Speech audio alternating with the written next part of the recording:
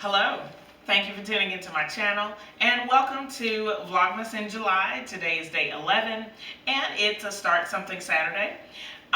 Today I want to talk to you a little bit about what if you want to start a new scrap project. I have an idea that I want to share with you, and it is a flashback to a previous video. I made a block a while ago called the Georgia block, and it is a great scrap project because it uses, well, in my case I use 2.5-inch squares, so you can take any smaller bits of pieces that you have, and if you can get a few 2.5-inch squares, you can have a new block. I like this block so much that I actually made the quilt 3 times.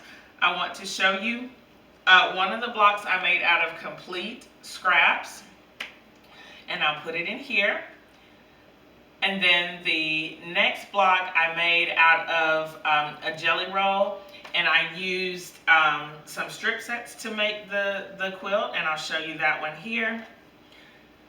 And then I needed a baby quilt, and so I went back to my scraps so that I could get enough blocks to make a baby quilt, and I added a border. And so I'll show it here. And it's a great, like I said, a great scrap project. So stay tuned for more information about the Georgia block. Thanks for watching.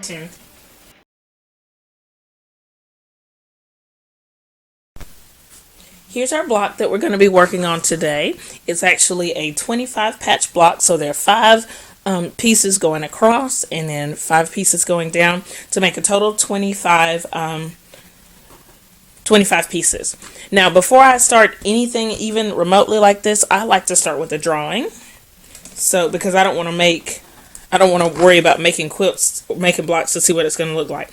So you see that I have several different colorways around here, but I circled this one. This is the one that we're going to use, and it's going to be Scrappy. This example is green. This one is gold, but the one that we're actually going to make today is gray. So first you would start with your scraps, and I've taken, for this example, I've taken black, white, and gray to make the quilt. And so the black and white are going to be exactly where they are here, and the gray is going to go where the green is. So what I've done is I've cut from my black fabric, I've cut 9 2.5-inch squares, 4 white 2.5-inch squares, and 8 gray 2.5-inch squares.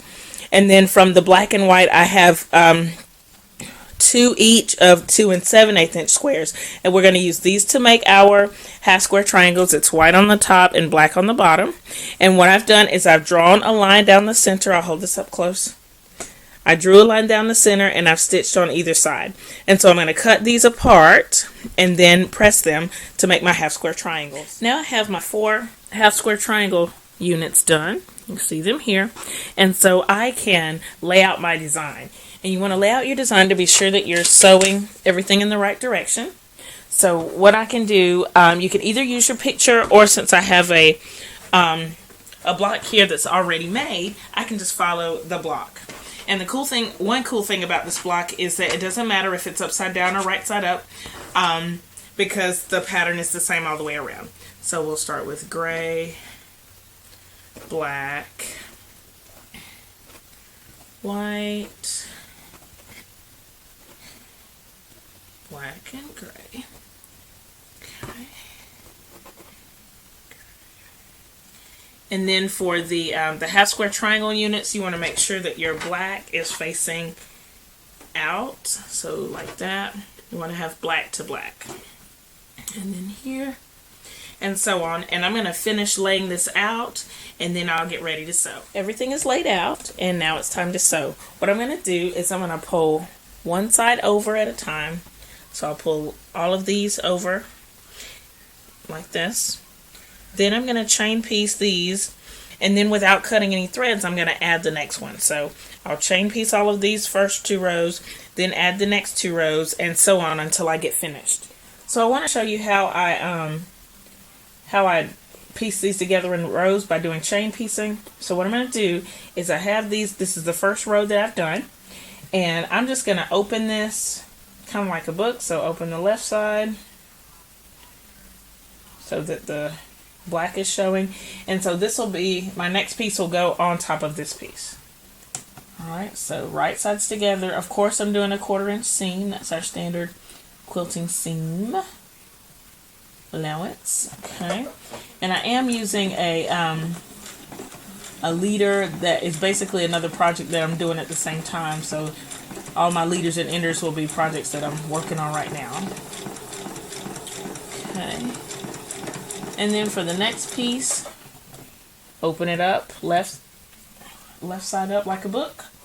Then put the next piece right sides together on the right page, so to speak. And then I'm going to continue this process up till I finish up all 5 rows. Rows look like this now. You see that they've been chain pieced. You see the extra thread. So I'm going to cut them apart and press. And I'm going to press each row so that they go a different way. So probably the top row is going to the left, all the seam allowances, and then right, left, and so on. Almost done. So the next step is going to be to sew these rows together.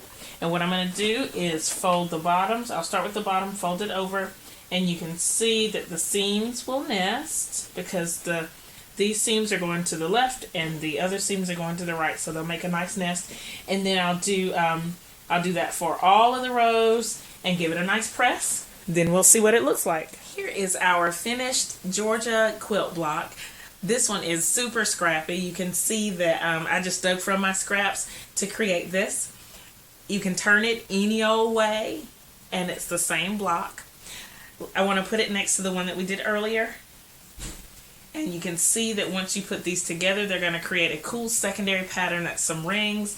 And so I'm really excited to put blocks all around these because the whole quilt will have little black rings going all around it. Also on the back, on any side, the seam allowances all point in one direction. And that is so that if there's an issue with them nesting once you put it together, for example, if the other side is going down, as well as this side, all we have to do is flip the block. And that's going to help them nest because these seams now face up. If you have any questions about this block or about quilting that I can help with, I look forward to answering your questions in the comments below. So please rate, comment, and subscribe, and I'll see you next time. Bye!